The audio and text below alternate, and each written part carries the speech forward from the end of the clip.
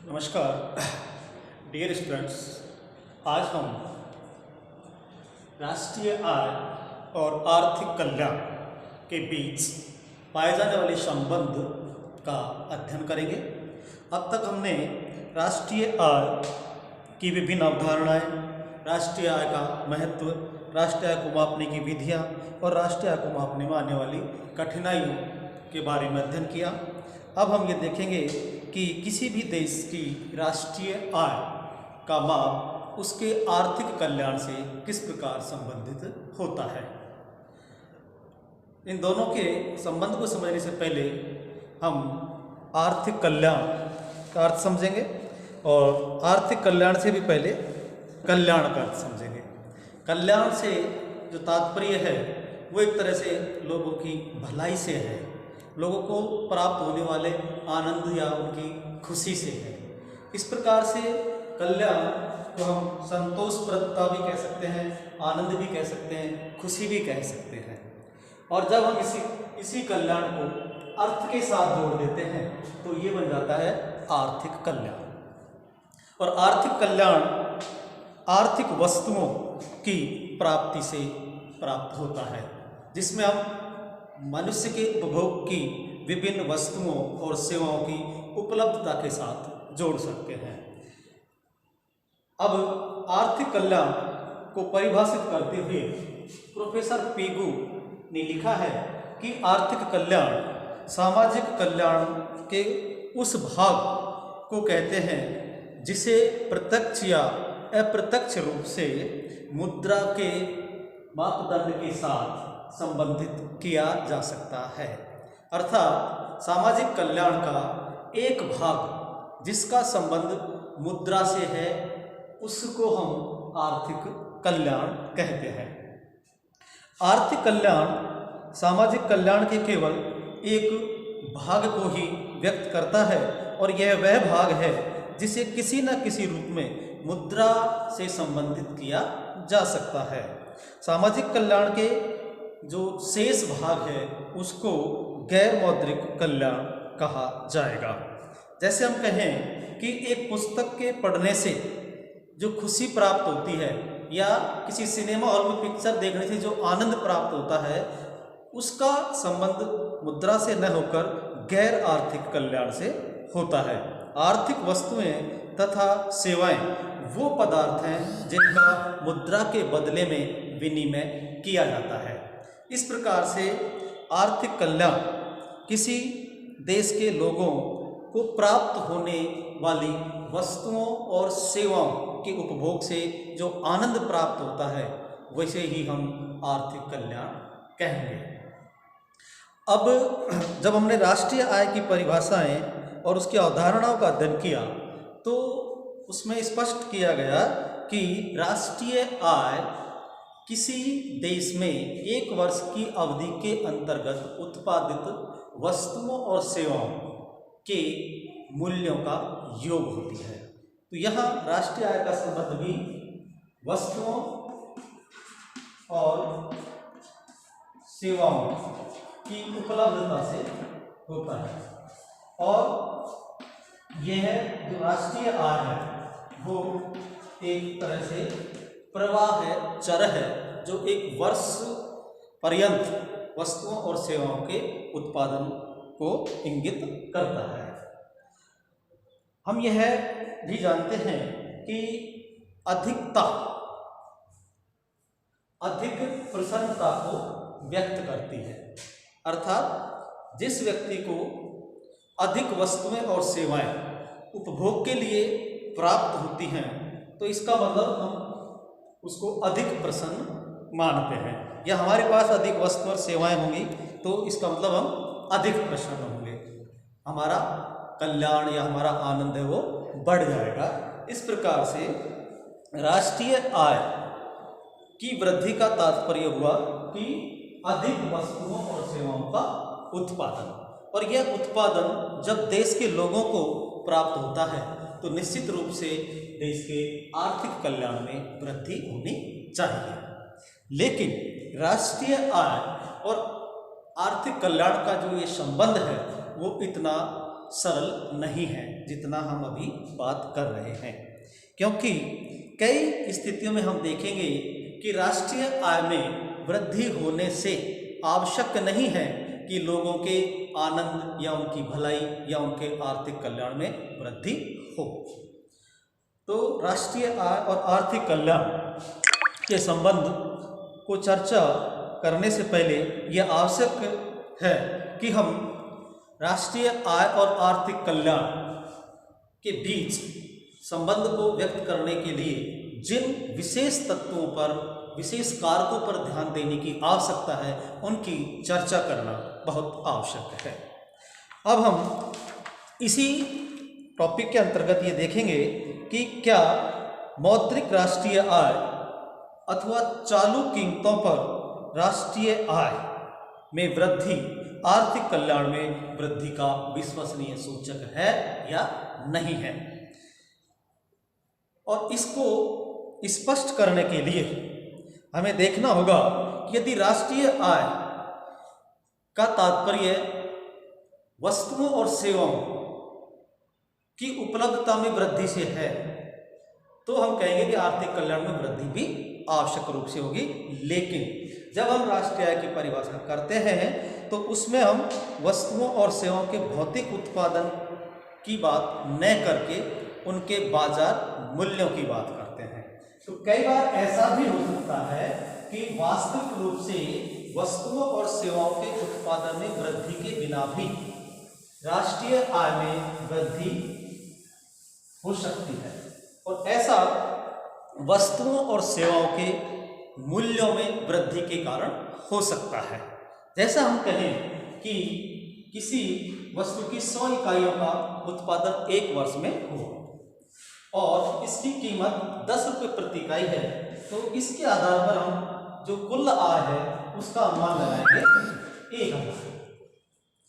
अब अगले वर्ष यदि वस्तु का जो उत्पादन है वो तो 100 इकाई ही है, लेकिन इसकी जो कीमतें हैं, क्योंकि कीमतों में लगातार परिवर्तन होते रहते हैं, जब कीमत 10 से बढ़कर 15 रुपये प्रति इकाई हो जाएगी, तो अब इसी उत्पादन से जो आय प्राप्त होगी वो 1500 रुपये होगी। तो एक तरह से यहाँ हम कहेंगे कि 500 रुपये राष्ट्रीय आय में वृद्धि हो रही है।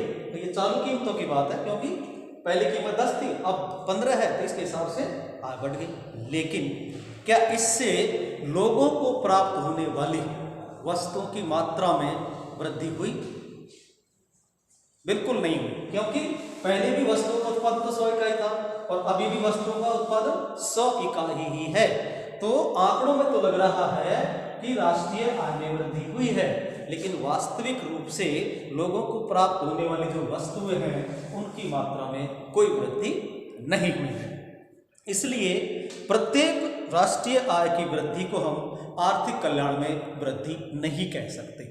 आर्थिक कल्याण में वृद्धि का सही अनुमान लगाने के लिए हमें न केवल मौद्रिक आय वरन वास्तविक आय का आकलन करना पड़ेगा, और वास्तविक जो राष्ट्रीय आय है उसको प्राप्त करने के लिए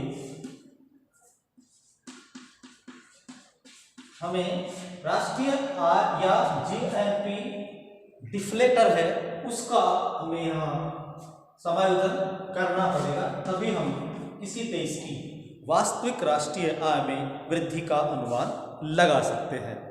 और ये भी हम इस आधार पर लगा सकते हैं। इसको ज्ञात करने के लिए हम एक फॉर्मूला समायोजित करके वास्तविक राष्ट्रीय आय में वृद्धि का अनुमान लगा सकते हैं, और इसके लिए जो सूत्र है वह है चालू वर्ष का मौद्रिक सकल राष्ट्रीय उत्पाद।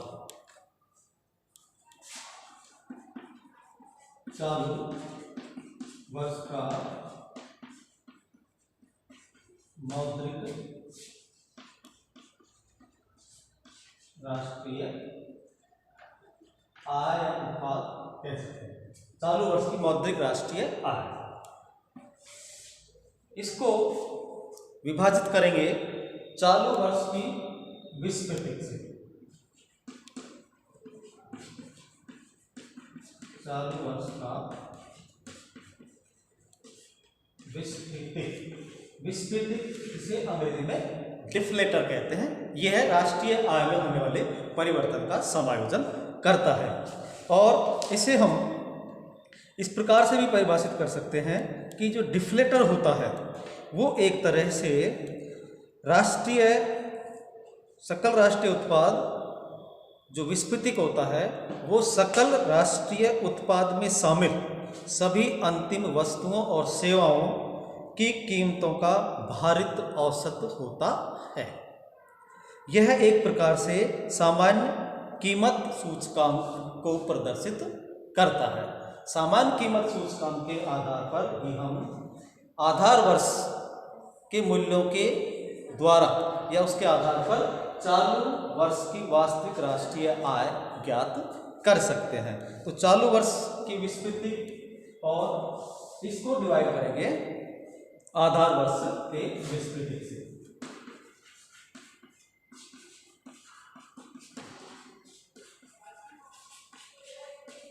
आधार वर्ष विस्फीति। अब यहाँ ये दो शब्द और नए आ गए, चालू वर्ष और आधार वर्ष।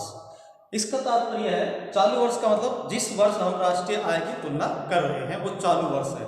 जैसे अभी हम 2020 की राष्ट्रीय आय का आकलन करेंगे तो 2020 एक तरह से क्या है, चालू वर्ष है।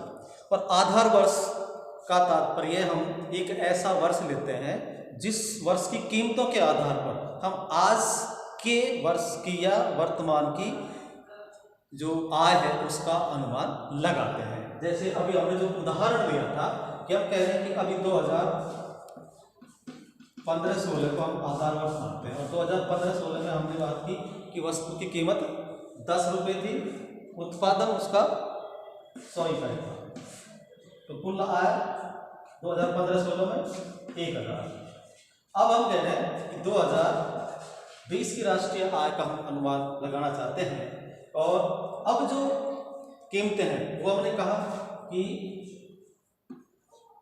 20 रुपये है और उत्पादन यदि 100 इकाई ही है तो अब ये कितना हो जाएगा, 2000 की होगी। तो एक तरह से यहाँ मौद्रिक जो राष्ट्रीय आय है उसमें तो वृद्धि हो रही है, लेकिन वास्तविक मौद्रिक आय में वृद्धि है या नहीं है इसका अनुमान हम 2015-16 के आधार वर्ष की कीमतों के आधार पर लगाएंगे। तो इसके लिए हम ये जो उत्पादन है इसको वर्तमान कीमतों से गुणा न करके आधार वर्ष की जो कीमतें हैं उससे गुणा करेंगे तो हमें वास्तविक राष्ट्रीय आय का पता लग जाएगा।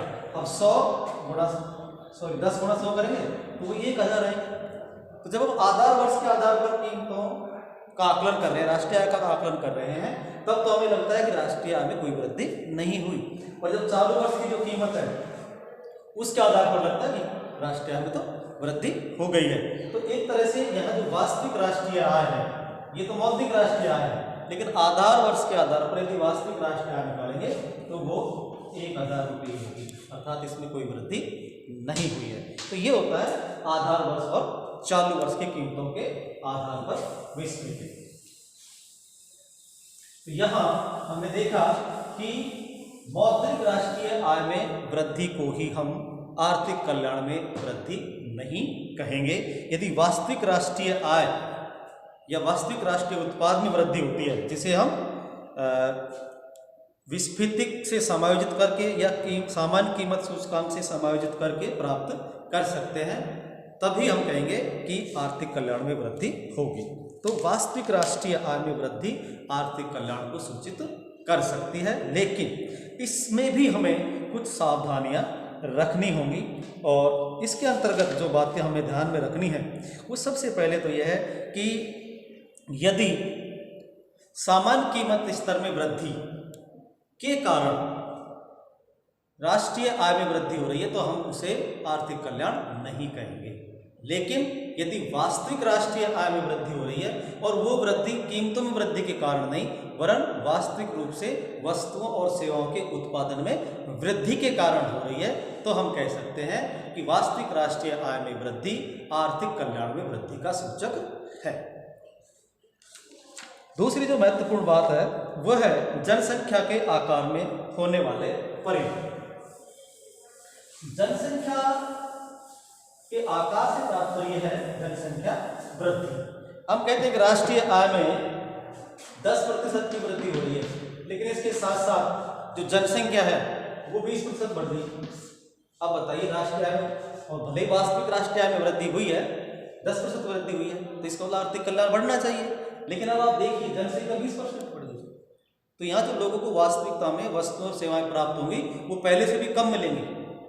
तो ऐसा होने से क्या हुआ, आर्थिक कल्याण में वृद्धि नहीं होगी। आर्थिक कल्याण में वृद्धि तभी होगी जब जनसंख्या वृद्धि की तुलना में वास्तविक राष्ट्रीय आय में वृद्धि का प्रतिशत अधिक हो, अर्थात 20% राष्ट्रीय आय में वृद्धि हो और जनसंख्या 5% या 10% बढ़े, तो हम कह सकते हैं कि जनसंख्या की तुलना में राष्ट्रीय आय में अधिक वृद्धि हो रही है।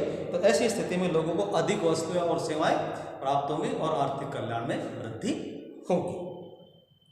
तीसरी जो बात है वो है गैर बाजार लेन देन का बहिष्कार। देखिए, जब हम राष्ट्रीय आय का आकलन करते हैं तो उसमें सिर्फ उन वस्तुओं को शामिल करते हैं जिनका बाजार में मौद्रिक लेन देन होता है, मुद्रा में लेन देन होता है। तो यदि उसके आधार पर देखेंगे तो बहुत सारे ऐसे गैर बाजार या गैर मौद्रिक लेन देन होते हैं जो वास्तव में उत्पादन तो होता है लेकिन उनका बाजार में क्रय विक्रय नहीं होता। जैसे किसी व्यक्ति द्वारा अपने बच्चों को पढ़ाना, अपने घर के काम करना। एक जो गृहिणी होती है, यदि वो खुद के घर का काम करती है तो उसको आय में शामिल नहीं किया जाता, और जब वो किसी दूसरे के यहाँ जाकर काम करते हैं उसके बदले उसको भुगतान किया जाता है, उसको राष्ट्रीय आय में शामिल किया जाता है। तो एक तरह से जो गैर बाजार सौदे हैं वो भी लोगों के आर्थिक कल्याण में वृद्धि करते हैं, जबकि राष्ट्रीय आय से उनका माप नहीं किया जाता। तो इसका भी हमें ध्यान रखना होगा कि कितने गैर बाजारी या गैर मौद्रिक लेन देन हैं जो लोगों को वस्तुएं और सेवाएं उपलब्ध करवाते हैं। इन सब बातों को ध्यान में रखकर हम ये तय कर सकते हैं कि वास्तविक राष्ट्रीय आय में वृद्धि से आर्थिक कल्याण में वृद्धि होगी या नहीं होगी। अब हम दूसरी जो बात है कि क्या स्थिर कीमतों पर राष्ट्रीय आय या वास्तविक राष्ट्रीय आय आर्थिक कल्याण का सही सूचक है। तो ये हमने अभी बात की कि वास्तविक राष्ट्रीय आय में वृद्धि आर्थिक कल्याण का सूचक होती है, क्योंकि वहाँ हम कीमतों में वृद्धि का जो कारण है उसको जीएनपी डिप्लेटर से समायोजित कर देते हैं और उससे हमें पता लगता है कि चालू वर्ष में जो राष्ट्रीय आय में वृद्धि हो रही है वो केवल कीमतों के कारण नहीं वरन वस्तुओं और सेवाओं के वास्तविक उत्पादन में वृद्धि के कारण वृद्धि हो रही है। तो वहाँ वास्तविक राष्ट्रीय आय की वृद्धि आर्थिक कल्याण वृद्धि का सूचक मानी जाएगी। लेकिन फिर भी हमें कुछ बातों का ध्यान रखना होगा, जिसमें सबसे पहला है जनसंख्या वृद्धि।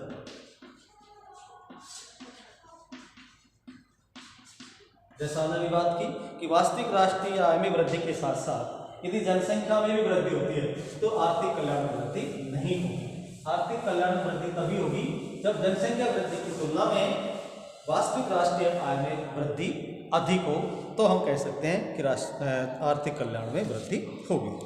दूसरा है काम के घंटे।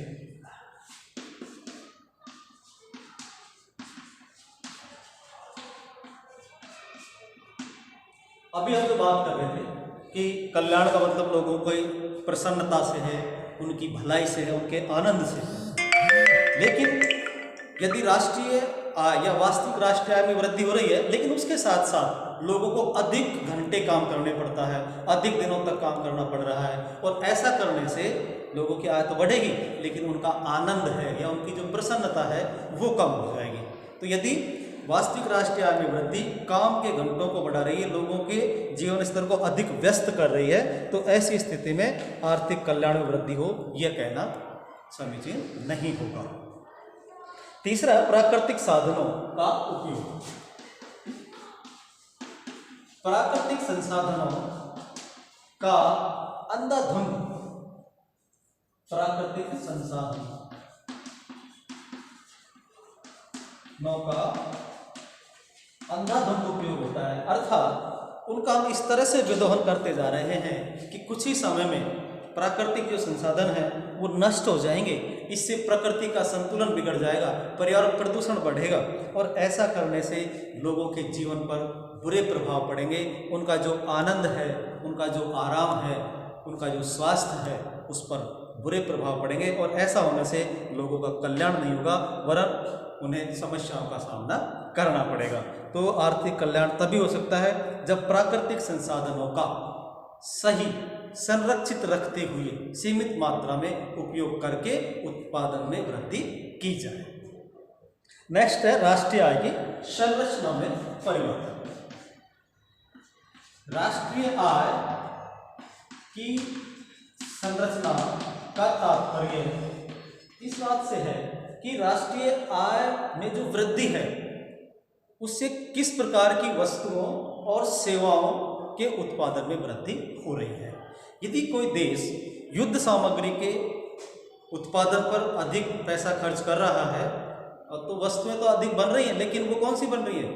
युद्ध में काम आने वाली वस्तुओं का उत्पादन हो रहा है, या कुछ ऐसे प्रोजेक्ट पर काम किया जा रहा है जिसका जो लाभ है लोगों को कई वर्षों बाद मिलने वाला है।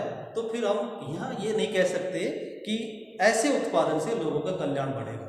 लोगों का कल्याण तभी बढ़ेगा जब राष्ट्रीय आय की संरचना में उपभोग वस्तुओं के उत्पादन में वृद्धि का भाग अधिक हो। उपभोग वस्तुओं की अधिक उपलब्धता ही आर्थिक कल्याण में वृद्धि का सूचक होती है। और नेक्स्ट है निवेश की प्रवृत्ति। निवेश की प्रवृत्ति, जब भी सरकार या निजी लोगों द्वारा विनियोग किया जाता है, इन्वेस्टमेंट किया जाता है, तो वो जो निवेश है वो किस प्रकृति का है। यदि किसी देश में इस प्रकार का निवेश होता है कि जिसके फलस्वरूप उत्पादन काफ़ी समय बाद बढ़ेगा और फिर लोगों को प्राप्त होगा, तो ऐसे निवेश से वर्तमान में लोगों के आर्थिक कल्याण में वृद्धि नहीं होगी। भले ही आय बढ़ रही हो, लेकिन लोगों को अधिक वस्तुएं और सेवाएं प्राप्त नहीं होगी। ऐसी स्थिति में भी हम यह नहीं कह सकते कि वास्तविक राष्ट्रीय आय में वृद्धि आर्थिक कल्याण को बढ़ाती ही है। और इससे बाद है सेवा क्षेत्र में आय का उत्पादन। क्योंकि राष्ट्रीय आय में वस्तु और सेवाओं दोनों को शामिल किया जाता है। अब यदि किसी देश की राष्ट्रीय आय में सेवा क्षेत्र में अधिक वृद्धि के कारण वास्तविक राष्ट्रीय आय में वृद्धि दृष्टिगोचर होती है, तो इससे लोगों को उपभोग के लिए वस्तुएं और सेवाओं की उपलब्धता नहीं बढ़ती है। और ऐसी स्थिति में राष्ट्रीय आय में वृद्धि होने पर भी आर्थिक कल्याण में वृद्धि नहीं होती है। तो राष्ट्रीय आय की वृद्धि यदि वस्तुओं के उत्पादन के कारण हो रही है, तब तो हम कहेंगे कि आर्थिक कल्याण में वृद्धि होती है, अन्यथा नहीं। नेक्स्ट है राष्ट्रीय आय का वितरण। राष्ट्रीय आय का वितरण, और वितरण से तात्पर्य यहाँ समाज में लोगों के आय की प्राप्ति से है। यदि वास्तविक राष्ट्रीय आय में वृद्धि के साथ साथ समाज में आय का वितरण फैलता है, अर्थात लोगों के पास आय का समान वितरण होता है, तब तो सभी लोगों को उससे अधिक वस्तुएं और सेवाएं प्राप्त होंगी और आर्थिक कल्याण में वृद्धि होगी। लेकिन यदि राष्ट्रीय आय में वृद्धि से समाज में आर्थिक असमानताएं बढ़ रही हैं, अर्थात कुछ विशेष लोगों की आय में तो बेतहाशा वृद्धि होती जा रही है, लेकिन अधिकांश लोगों की आय नहीं बढ़ रही है, तो ऐसी स्थिति में देश के सभी लोगों के कल्याण में वृद्धि नहीं होगी। देश का जो आर्थिक कल्याण है वो तभी बढ़ेगा जब वास्तविक राष्ट्रीय आय का वितरण समाज में समान रूप से होगा। इसका भी हमें ध्यान रखना आवश्यक है। मॉरिस डॉब ने तो यहाँ तक कह दिया है कि यदि संपन्न लोगों से धन लेकर गरीबों को सहायता दी जाए तो इससे देश और समाज के कुल आर्थिक कल्याण में वृद्धि होगी। क्योंकि जो बहुत अधिक पैसे वाले अमीर लोग हैं उनसे पैसा लेकर गरीब लोगों को दिया जाएगा तो अमीरों को कम तकलीफ होगी और गरीबों को उससे बहुत ज़्यादा आनंद प्राप्त होगा। तो ऐसी स्थिति में कुल जो आर्थिक कल्याण है उसमें वृद्धि होगी।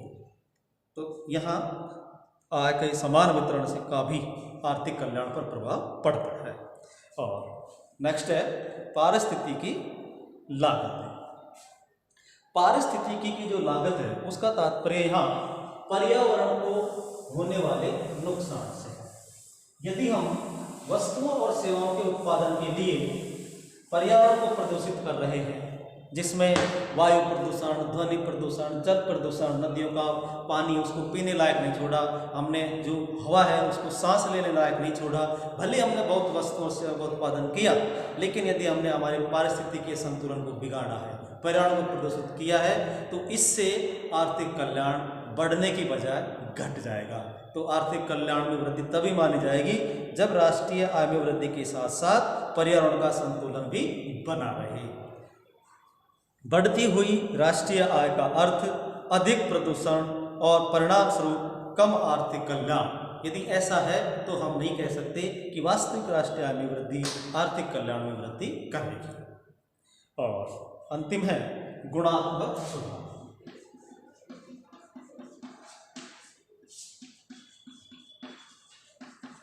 गुणात्मक सुधार। गुणात्मक सुधार का तात्पर्य यहाँ वस्तु और सेवाओं की क्वालिटी से है। यदि हम कहें कि देश के अंतर्गत वस्तुओं का उत्पादन बढ़ रहा है, लेकिन उत्पादन बढ़ने के साथ साथ यदि उसकी क्वालिटी अच्छी नहीं हो रही है, तो फिर हम ये नहीं कह सकते कि आर्थिक कल्याण में वृद्धि होगी।